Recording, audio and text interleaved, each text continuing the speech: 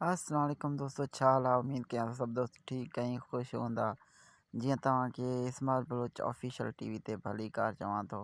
अॼु तव्हांजे लाइ तमामु बहितरीनु अपडेट खणी हाज़िर थियो आहियां सिंधी हिकु ड्रामे जे बाबति, जंहिंजो नालो आहे ॾाढनि जो ॾेह, जेको पहिरीं मां तव्हांखे अपडेट ॾेई चुको हुयुसि उन ड्रामे जे बाबति। तक़रीबन 2-2.5 महीना पहिरीं ॾिनो हुयो। उनजी रिकॉर्डिंग हाणे स्टार्ट थी चुकी आहे ऐं अधु रिकॉर्डिंग त मुकमल थी चुकी आहे। हाणे तव्हांखे हीउ ड्रामो ॾिसण वटां मिलंदो। सो हिन बाबति ही वीडियो आहे, सो वीडियो फुल ॾिसिजो।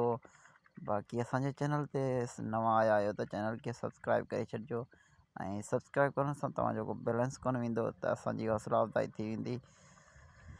हलूं था पंहिंजे मेन टॉपिक जे तरफ़। त सिंध जे नए ड्रामे जे बाबति, जेको ॾाढनि जो ॾेह नालो आहे ड्रामे जो, जंहिंमें अज़ीज़ सांगी ऐं सीनियर उस्ताद उमेद अली कलवाड़ ऐं फयाज़ टीवी ते ड्रामो आहे, फयाज़ टीवी ते हलंदो।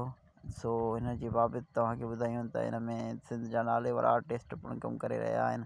जेका वॾा वॾा आर्टिस्ट हुया, सैयद निसार शाह ऐं उस्ताद उमेद अली कलवाड़ ऐं जेको तव्हां रबन ऐं मंसूर ख़ान जे करैक्टर में ॾिठो हुयो सिंध टीवी जे ड्रामे में, उहो बि हिन में आहे। ऐं हिन में तमामु वॾी कास्ट सां गॾु हीउ ड्रामो आहे।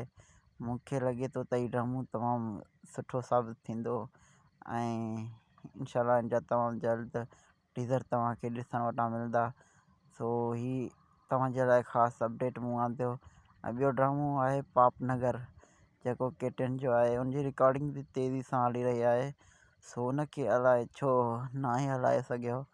मुंहिंजे अंदाज़े में ही ईद ते ड्रामो हलंदो।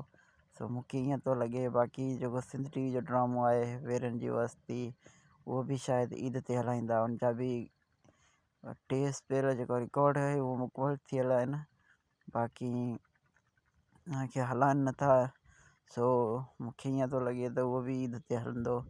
सो फ़िलहालु इहा ई अपडेट हुई तव्हांजे लाइ। बाक़ी तमामु जल्द हिकु नई फिल्म जे बाबति तव्हां लाइ अपडेट खणी हाज़िर थींदासीं, त उहो बि फुल वीडियो ॾिसिजो।